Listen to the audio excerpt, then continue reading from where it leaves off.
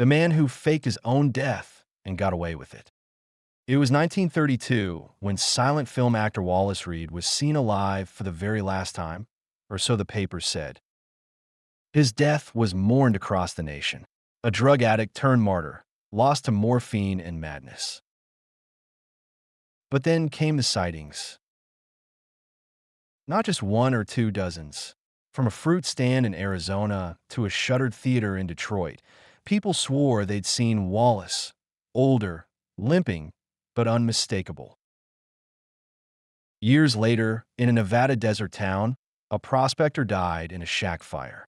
Inside, scorched but intact, was a gold-plated ring with the initials WR.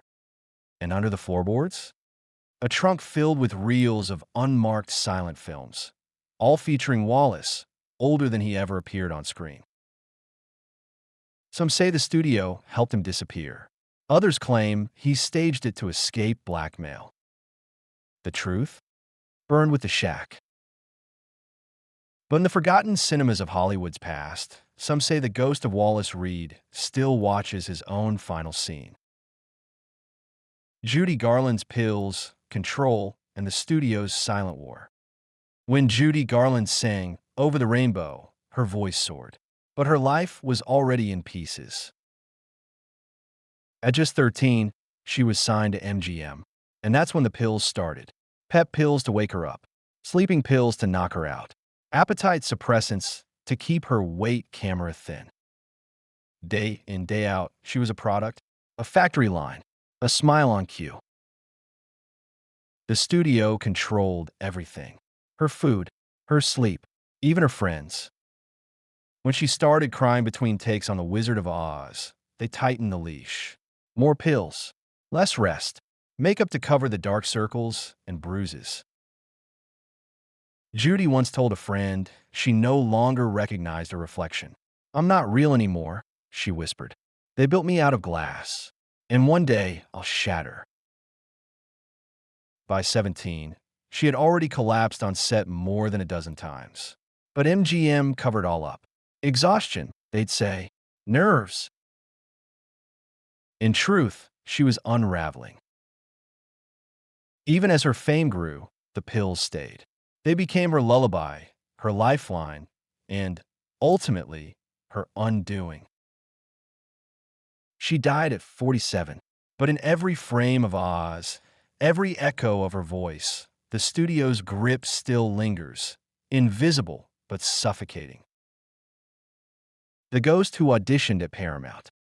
In 1944, Paramount Studios was holding open casting calls for background actors in a wartime romance film. Hundreds arrived, but one stood out. She wore a powder blue dress, 1930s style, slightly out of date. Her hair was pinned in soft waves, her skin pale like porcelain. No one knew her name. The sign-in sheet had a blank space next to her photo. Still, she auditioned, silently. She stared into the camera, smiled faintly, then walked off. No words, no contact. The director, amused and intrigued, tried to find her the next day, but no one remembered her leaving. They reviewed the footage. She wasn't there, not a single frame. Confused, the casting assistant checked the headshots again and froze. The woman's photo had aged overnight. The edges yellowed, and the paper smelled like mold. Worse still, her image was gone. Only the outline of her silhouette remained. When the assistant brought the photo to security, one old guard went white. "That girl, she died here," he muttered. "Back in 33. Hung herself on the catwalk in stage 5. Same dress, same face." To this day, actors say stage 5 feels colder.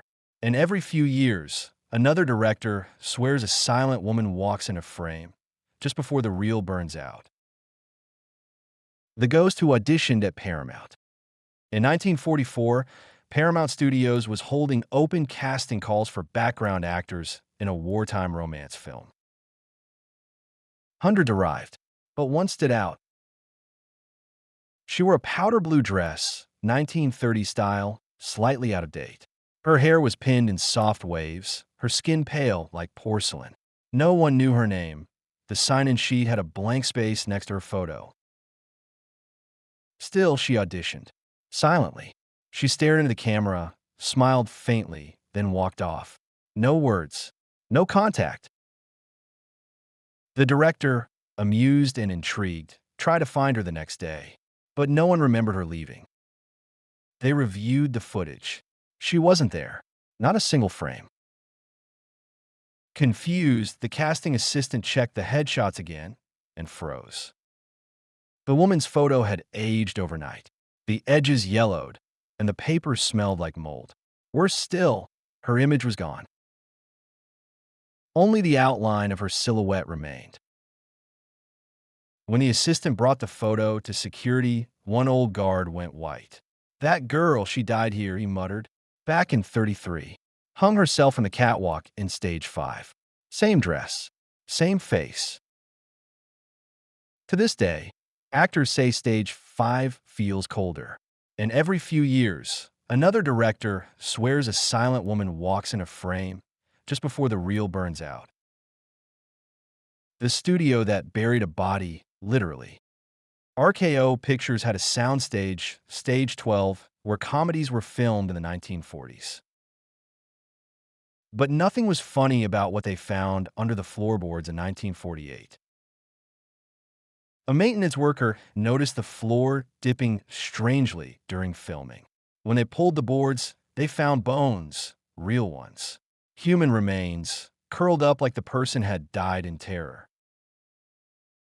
The studio shut the set down for a week. Official story? Pest control. Unofficially, whispers spread. The bones belonged to a script girl who'd gone missing in 1939. She'd last been seen arguing with a producer known for taking liberties after hours. No one was charged. The body disappeared before the cops arrived. Some say RKO buried her to protect one of their golden boys. Others say she was just in the wrong place at the wrong time. The soundstage reopened quietly. The floor was reinforced, but one strange detail remained. Every comedy filmed there afterward bombed. Every single one. Like someone under the floorboards was still waiting to laugh. The actor who refused to die on screen, and then did. George Vaillant, a rising actor in the late 30s, had one rule: no death scenes. "Bad luck," he'd mutter. "Play dead too well, and it follows you."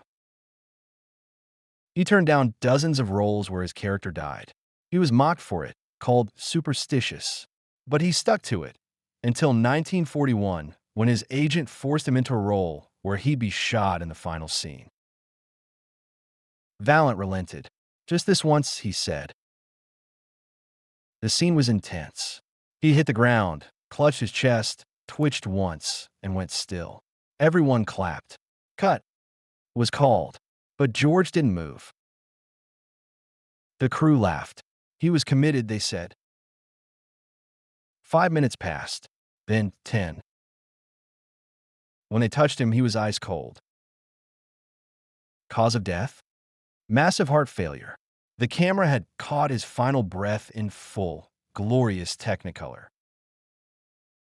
The studio used the take in the final film. Didn't even reshoot it. They just added a line in the credits. "In loving memory of George Vaillant, he gave it everything." The forgotten twin of Jean Harlow. Jean Harlow, the platinum blonde bombshell of the 1930s, captivated audiences with her sultry charm. But few knew about the other Harlow, her twin sister Jane. Jane was never photographed, never interviewed, never even acknowledged in public. But studio staff whispered about her, said she'd show up unannounced on set, watching her sister's scenes with a strange, glassy stare. Some said she mimicked Jean behind the scenes, wore her clothes, learned her lines. Once, she slipped on a set in costume and nearly filmed a scene in Jean's place. No one noticed until Jean herself arrived, screaming. After that, Jane was locked away in a private facility paid for by MGM. She was too unstable, they said. But when Jean died suddenly at 26 from kidney failure, Jane vanished entirely. A nurse at the asylum later claimed that Jean didn't die of illness. She was poisoned by Jane, who believed she was the real star. The nurse was fired. Her report was buried. To this day, no grave has ever been found for Jane Harlow. But some say, on the anniversary of Jean's death, a woman in white walks alone through Forest Lawn Cemetery, reciting old film dialogue to the dead. The director, who shot real bullets. Clarence Bell was a silent-era director known for his obsession with realism. When filming war scenes, he refused blanks. The audience can tell, he insisted. For One World War, one epic, he used live ammunition, told actors to duck for real. One background actor lost 2 fingers. Another was nearly shot in the face. The studio covered up, paid families off. The movie was a hit. But Clarence wasn't done. In 1931, during a gangster shootout scene, he replaced all the prop guns with real revolvers. No one knew, until one fired a live round through a wall and struck a stagehand. The man died instantly. Clarence was banned from directing, blacklisted quietly. No arrest, no trial. He disappeared soon after. But decades later, a locked trunk was found in a backlit storage unit. Inside were reels of unaired footage, all of it strange, violent, and disturbingly real. One reel shows an actor screaming, bleeding, crawling off set. The camera never cuts. No one knows who filmed it, but in the final frames, Clarence Bell's face appears in the reflection of a mirror, smiling. The prop that wasn't a prop. In 1947, a horror film titled The House That Bled went into production on a shoestring budget. To save money, the crew bought used medical props from a closed-down hospital. Old scalpels, rusted bone saws, a gurney, and one unusually heavy human skull. No one questioned it. The prop master even joked, "It's the realest thing we've got." But during filming, things went wrong. The lead actress fainted while holding the skull. The lights blew out multiple times. An extra fell down the stairs and broke his neck. On the same day, a mirror shattered and cut the director's hand wide open. Still, they finished the film. When the footage came back from the lab, a frame-by-frame review revealed something chilling. In several scenes, the skull moved between shots, ever so slightly, without anyone touching it. The studio shelved the film. The prop master disappeared weeks later. When his apartment was cleared out, they found newspaper clippings about a missing morgue body from 1939, a decapitated serial killer. No one knows what happened to the skull. But when Hollywood prop warehouses go quiet at night, some say you can hear a faint clacking, bone on bone, echoing down the shelves. The actress who predicted her own disappearance. Lena Marlowe was the it girl of 1942, blonde, graceful, with a 1,000-watt smile and a contract with Warner Brothers. But behind the scenes, she was terrified. She told friends someone was watching her, that she woke up with bruises she couldn't explain, that she saw the same shadow at every film set, even overseas. "I'll vanish," she once said, "and no one will know why." In 1944, on the day of her biggest premiere, Lena never arrived. Her hotel room was pristine, makeup laid out, dress on the bed, but Lena was gone. No forced entry, no evidence of struggle. The only clue? A vanity mirror with the words "cut scene" written in lipstick. Warner Brothers called it a nervous breakdown. Publicity stunt, some whispered, but those who knew Lena believed otherwise. Years later, A French film historian claimed to have seen her in the background of a 1948 documentary, walking silently through a crowd in Berlin, eyes vacant, wearing the same dress she disappeared in. The footage was lost in a fire weeks later. To this day, no body, no trace, just an empty dressing room and a warning scrawled in red. The boy in the background who shouldn't exist. During the editing of a 1949 family drama, The Little Orchard, a film editor noticed something odd in one of the wide shots. In a brief scene, while the actors play in a garden, a boy can be seen standing perfectly still near a tree in the far background, dressed in old-fashioned clothing, even for 1949, and pale as chalk. The director was furious. "That's not one of ours," he barked. They res-hot the scene. This time, the boy was gone. But when the footage was developed, he was there again. They res-hot a third time, then a fourth. Day or night, different angles, new locations. No matter what, the boy returned. One reel even showed him turning, just slightly, to face the camera. In desperation, the studio cut the scene entirely.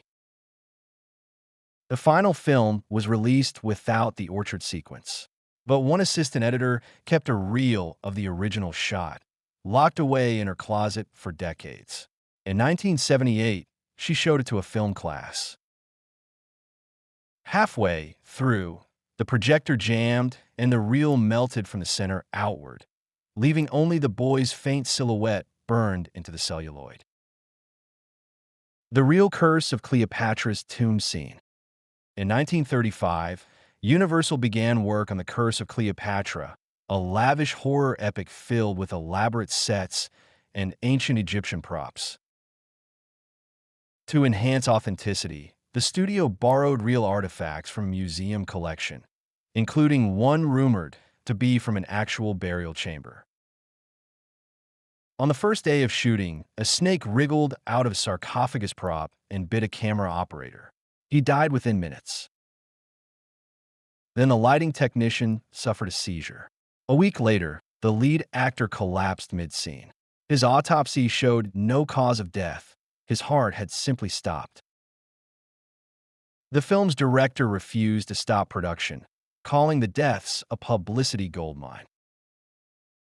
But on the final day of shooting, the actress playing Cleopatra fainted during the tomb scene. When she awoke, she spoke in fluent ancient Egyptian, a language she'd never studied. She began scratching at her skin, muttering, "This is not my body." She was institutionalized shortly after. The footage was locked in a vault. The movie was never released. In fact, the tomb set was buried, literally, under concrete on the Universal backlit. To this day, nothing has ever been built on that exact spot. Animals refuse to walk over it. And every few years, a night guard claims to hear soft chanting in a language no one recognizes. The man who was in two places at once. Harold Denby was a dependable character actor in the 1930s, known for playing butlers, judges, and kindly old men. Quiet, punctual, and ordinary, until he wasn't. During the filming of The Widow's Garden in 1938, Harold had a scene scheduled at 10 a.m. sharp on Soundstage 3. He arrived on time, hit his mark, delivered his lines perfectly. But across the lot, on Soundstage 9, the crew filming a different picture swore Harold walked through their set at 10:01 a.m., wearing a different costume, looking lost, then vanishing behind a curtain. Security was baffled. Call logs and footage confirmed Harold never left Stage 3. They joked about it, maybe just a look-alike. But then it happened again, and again, always at the same time. One day, Harold himself reviewed the security tape. He watched his double walk across the other stage, stop, and turn toward the camera. He leaned forward, smiled, whispered something, though there was no sound. Harold collapsed on the spot. A week later, He quit acting and disappeared from Hollywood. Years later, a new actor named Henry Devins debuted. Same face, same voice, same age, claiming to be from Minnesota. There were no records of him before 1938. The makeup chair possession. Actress Claire Arden was known for her beauty, a starlet with flawless skin and the kind of voice that made studio execs melt. But during the filming of Night Garden in 1940, something went wrong in the makeup chair. According to the crew, Claire sat down, as usual, at 5 a.m. Her artist began applying foundation. Claire closed her eyes. And then she started speaking in tongues. Not mumbling, not gibberish, but ancient Sumerian, according to a scholar later consulted by the studio. Her eyes rolled back. She chanted a single phrase over and over. The vessel is open. The mask is ready. The makeup artist screamed. Claire's face had distorted, lips pulled too wide, skin gray, cheekbones sharpened unnaturally. The artist fled the lot and never worked again. Claire woke up minutes later, confused.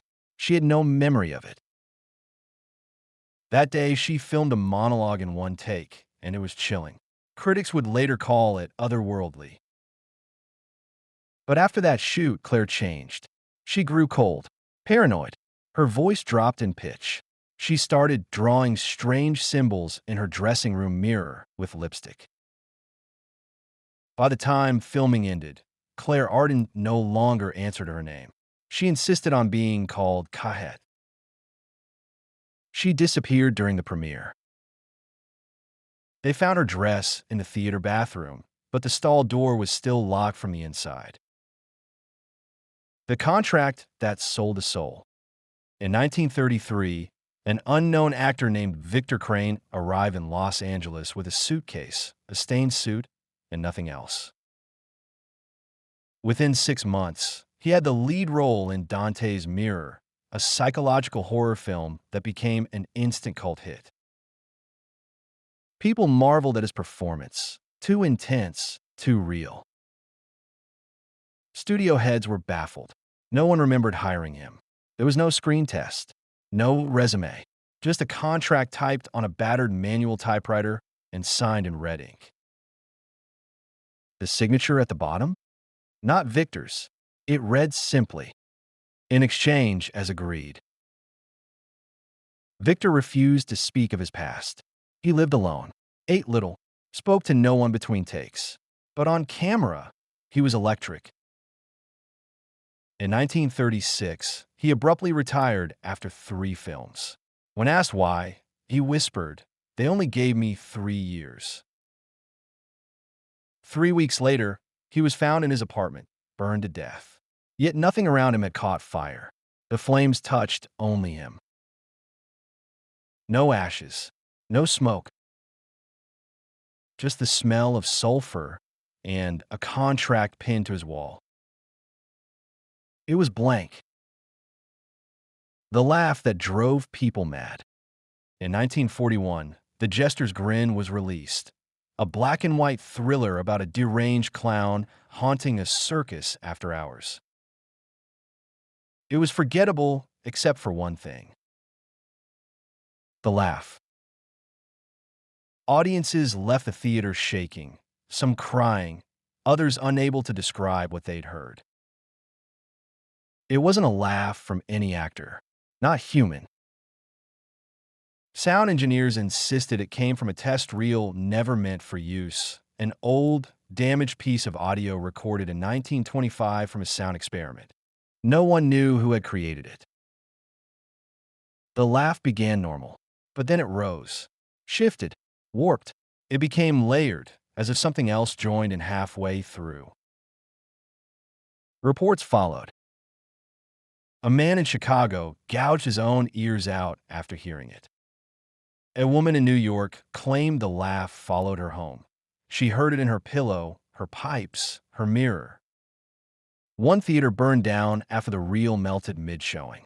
Firemen swore they heard giggling in the flames. The studio pulled the film. The master reel was destroyed.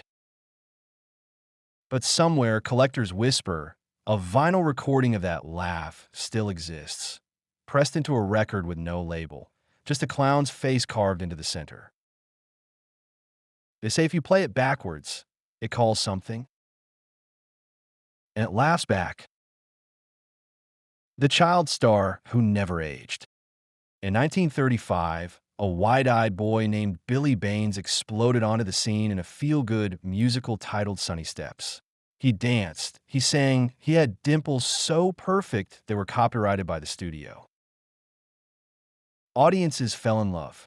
Billy was signed for 5 more pictures, all hits.